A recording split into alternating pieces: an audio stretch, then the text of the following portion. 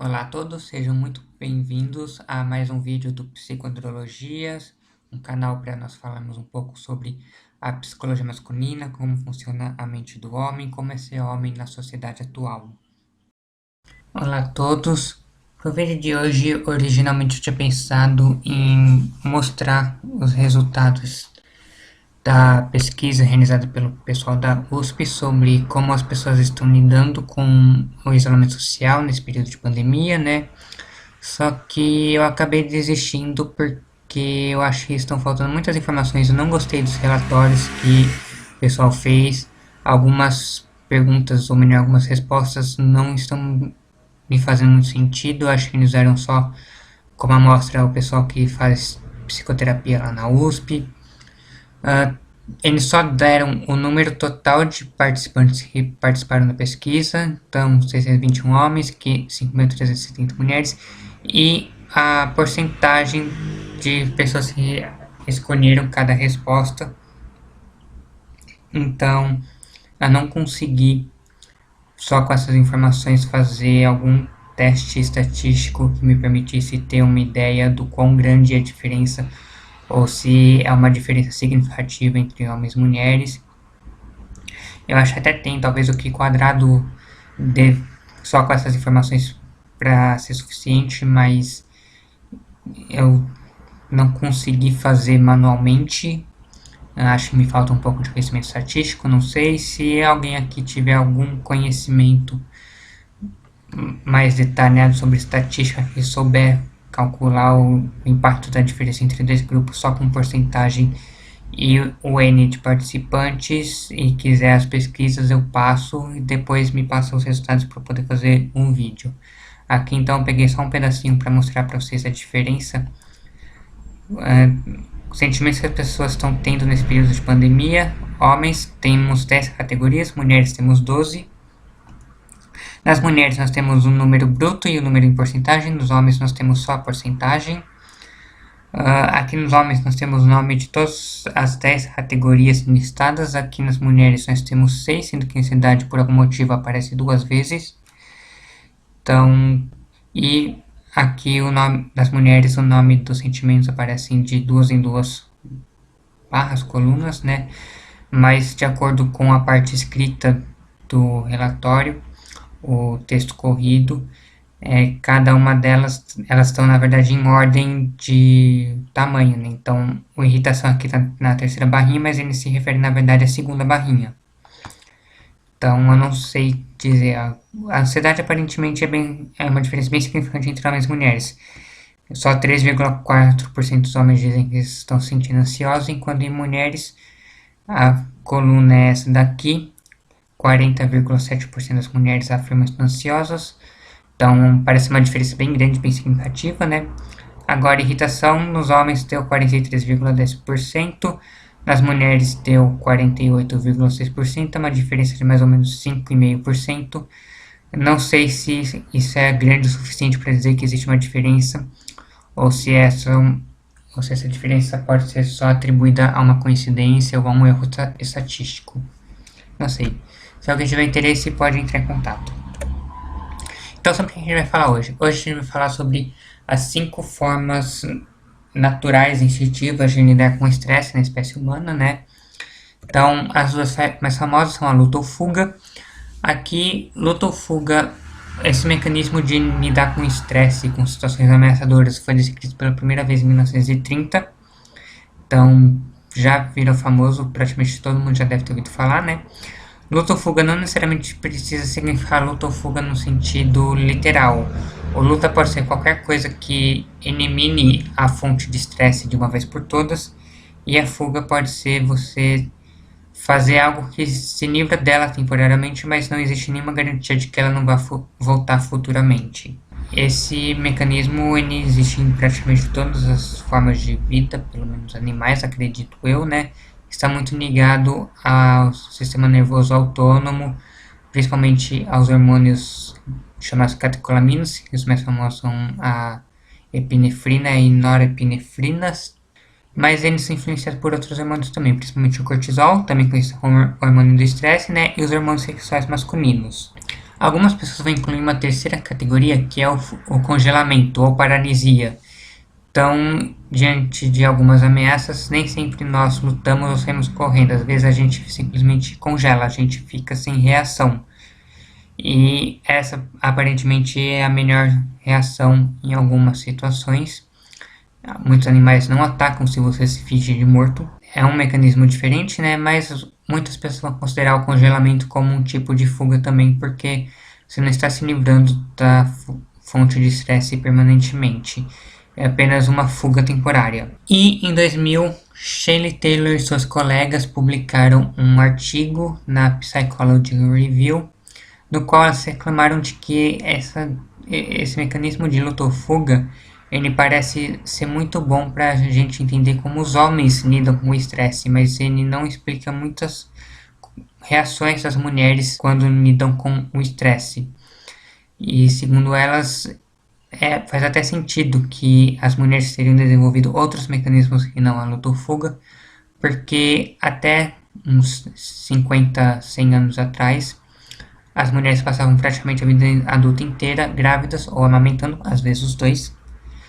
Então a luta ou fuga não era um mecanismo muito eficiente, porque se a gente pega a luta ou fuga no seu sentido mais primitivo, no seu sentido mais literal, a luta é meio difícil de você realizar quando você está com o bebê no colo. Sua capacidade de ação fica muito comprometida, então você só consegue lutar, resolver definitivamente problemas muito simples. E a fuga nem sempre é possível, principalmente se a gente vai falando uma fuga literal, fugir de um predador, porque isso significa ter que abandonar o bebê. O que pode não ser uma ideia muito boa se você demora 9 meses para gestar um bebê, e depois ainda precisa demorar alguns anos para amamentar do N. Enfim, é um investimento perdido muito grande. Então, as mulheres teriam que ter uma outra forma de lidar com o estresse além da luta ou fuga, e elas sugeriram que ficou conhecido como estratégia Tend and Befriend, que não tem uma tradução muito legal para o português. Tend seria alguma coisa como cuidado, tá mais ligado a comportamentos que você usa para cuidar de um bebê, uma coisa mais de proteger o outro. Por exemplo, quando o bebê chora, a mãe ou o pai, né? Mas normalmente a mãe pega o bebê e fica embalando, fazendo aquele movimento de balanço para acalmar o bebê, fica fazendo aqueles chiados, uma canção de ninar. Essas são estratégias TEND, são formas de lidar com o estresse que envolvem cuidar, proteger o outro. E o befriend seria você fazer amigos, criar uma rede de apoio social, de forma que você não vai precisar lutar ou fugir, mas os outros vão lutar ou fugir por você.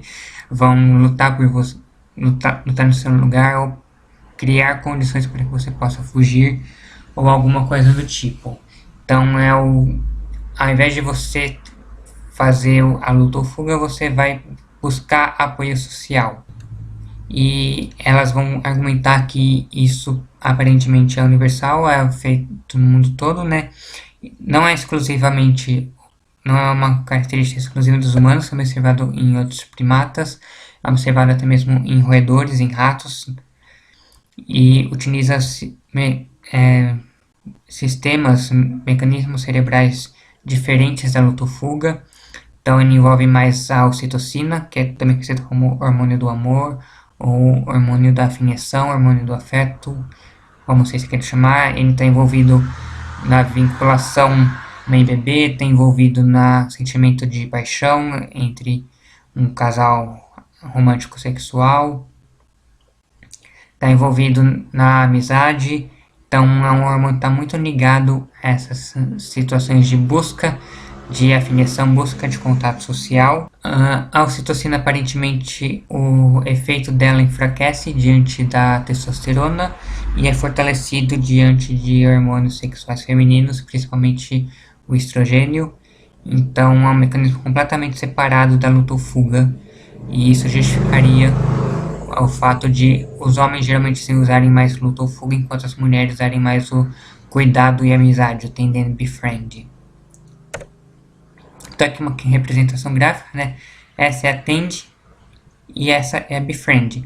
Então, um exemplo que a Taylor e as colegas dela citam para justificar essa questão do tend and befriend como uma forma de lidar com o estresse foi um estudo no qual perguntaram para as crianças o quanto o pai ou a mãe delas tinha sido carinhoso, afetivo naquele dia, o quanto eles tinham brincado junto, dito que os amavam, e enfim, demonstrações de carinho, afeto, cuidado e etc. E perguntaram para os pais, para os genitores, pai e mãe, o quão estressante tinha sido o dia deles. E essa pesquisa identificou que quanto mais a mãe relatava que o dia dela tinha sido estressante, quanto mais estressante tinha sido o dia dela, mais a criança tinha dito que a mãe brincava com ela, que a mãe falava que a ama, que a mãe fazia cafuné, que a mãe era mais cuidadosa, atenciosa, enfim, o cuidado materno aumentava à medida que o dia da mãe tinha sido mais estressante.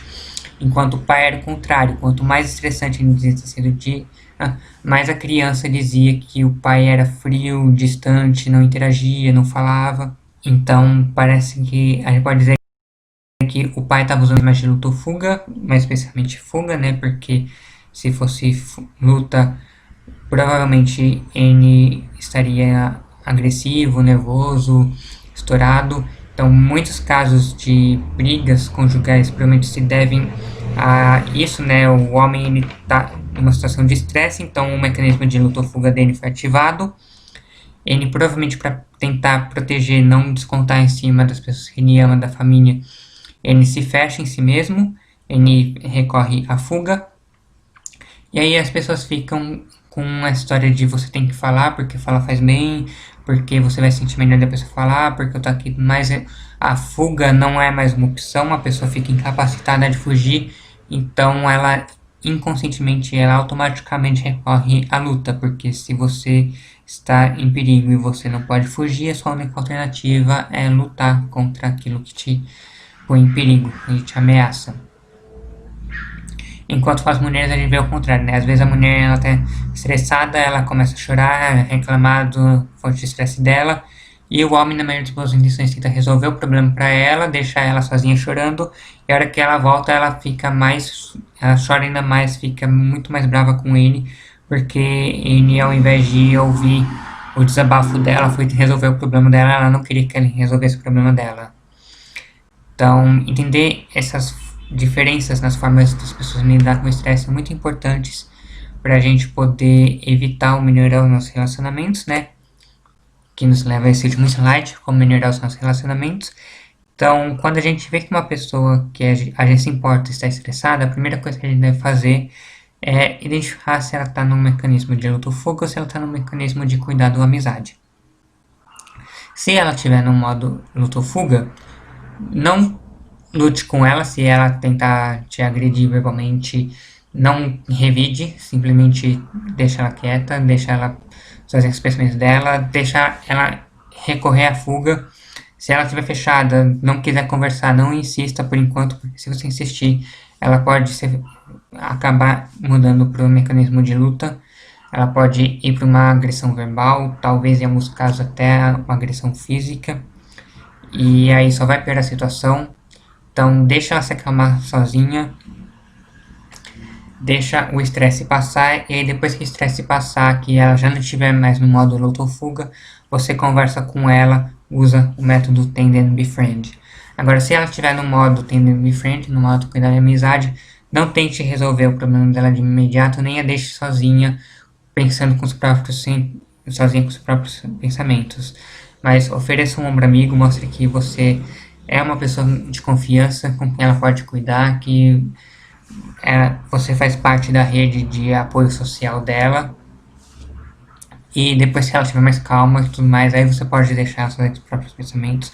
Ou você, se você acha que você consegue resolver o problema dela, você pode se oferecer para cuidar do problema dela.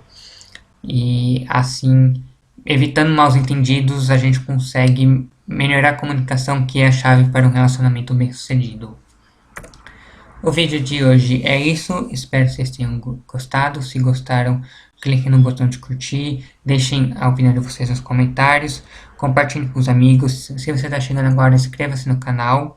Você pode também acompanhar a página do Facebook, e tá com o link na descrição desse vídeo. Na descrição desse vídeo você também encontra um link para fazer uma doação, para poder continuar com esse canal, para poder continuar com esse trabalho. E o link para participar da minha pesquisa de mestrado, que pode ser feita tanto pelo link como através desse QR Code aqui. Se você ainda não participou, eu peço que participe. Em breve, talvez eu apresente a primeira parte dos resultados. Então, é isso. Vejo vocês no próximo vídeo. E já digo adiantado, feliz dia dos homens para os homens aqui do canal, ou para os homens que vocês amam.